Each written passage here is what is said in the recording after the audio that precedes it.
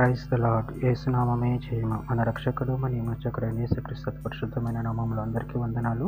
చిన్న ప్రార్థన ద్వారా రాత్రికాల వాక్య భాగం ధ్యానించుకుందాము. పరిశుద్ధుడ మహాగణుడైన దేవ యేసయ్య, సర్వాధికారినైనా మీకు వేలాది వందనములు కృతజ్ఞతాస్తుతి స్తోత్రం చెల్లించుకుంటున్న దేవ రాత్రికాల సమయంలో ప్రభు వాక్య భాగం ధ్యానిస్తుండగా వాక్య భాగం మాకు అర్థమార్గులు సహాయం చేసి మీ కృపలో పరిచయం మీకు మాదిరిగా మమ్మల్ని నడిపించమని చిన్న ప్రార్థన యేసునామములో అడిగి వేడుకుంటున్నాను తండ్రి. Amen amen. కీర్తన గ్రంథం 65వ అధ్యాయం 9వ వచనము. నువ్వు భూమిని దర్శించి దాన్ని తడుపుచున్నావు, దానికి మహాదైశ్వర్యము కలుగజేయుచున్నావు. దేవుని నది నీళ్లతో నిండి ఉన్నది.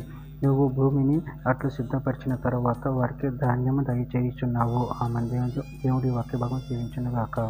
ప్రభునందు ప్రియులారా, ఇక్కడ వాక్య భాగంలో గమనించినట్లయితే నీవు భూమిని దర్శించి దాన్ని తడుపుచున్నావు, దానికి మహాదైశ్వర్యం కలగజేయుచున్నావు. దేవుని నది నీళ్లతో నిండి ఉన్నది. నువ్వు భూమిని అట్లు సిద్ధపరిచిన తర్వాత వారికి ధాన్యం దయచేయుచున్నావు. అదేవిధంగా వాక్య భాగంలో గమనించినట్లయితే ద్వితీయోపదేశకాండం 11వ అధ్యాయం 11-12 వచనంలో మీరు నది దాటి స్వాధీనపరచుకున్నట్టుకు వెళ్ళుచున్న దేశము కొండలు లోయలు గల దేశం, అది ఆకాశ వర్ష జాలము త్రాగును. అది నీ దేవుడైన యెహోవా లక్ష్యపెట్టు దేశము. నీ దేవుడైన యెహోవా కన్నులు సంవత్సరాది మొదలుకొని సంవత్సరాంతము వరకు ఎల్లప్పుడూ దాని మీద ఉండును. అపోస్తల కార్యముల గ్రంథం 14వ అధ్యాయం 17వ వచనం. ఆయన ఆకాశం నుండి మీకు వర్షమును ఫలవంతములైన ఋతువును దయచేయచ్చు, ఆహారం అనుగ్రహించవచ్చు, ఉల్లాసంతోనూ మీ హృదయమును నింపుచు, మేలు చేయుట చేత తన గురించి సాక్ష్యం లేకుండా చేయలేదని బిగ్గరగా చెప్పిరి. ద్వితీయోపదేశకాండము 28వ అధ్యాయం 12వ వచనం.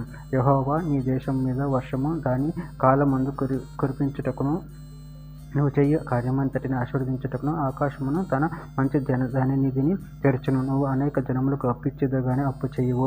సామెతల గ్రంథం 3వ అధ్యాయం 20వ వచనం. ఆయన తెలివి వలన అగాధ జలములు ప్రవహించుచున్నవి, మేఘముల నుండి మంచి బిందువులు కురియుచున్నవి.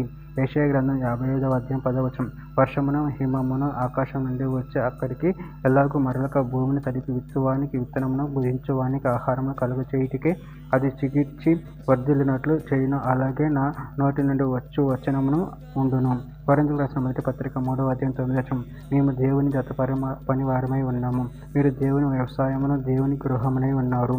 చివరిగా ఒక మాట, హెబ్రీయులకు రాసిన పత్రిక 6వ అధ్యాయం 7వ వచనం.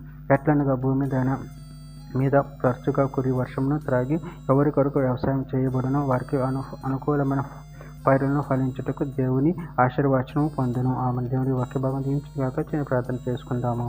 పరిశుద్ధుడ ప్రేమ గురించి దయచేసి మీరు ఇచ్చిన వాక్యదాన్ని పెట్టుకోవడం కృతజ్ఞతలు చెల్లించుకుంటాను తండ్రి. మీరు సమస్యను దయచేస్తారని పెట్టుకో కృతజ్ఞతలు చెల్లించుకుంటూ చిన్న ప్రార్థన చేసిన అడిగి పెట్టుకుంటున్నాను తండ్రి. ఆమెన్.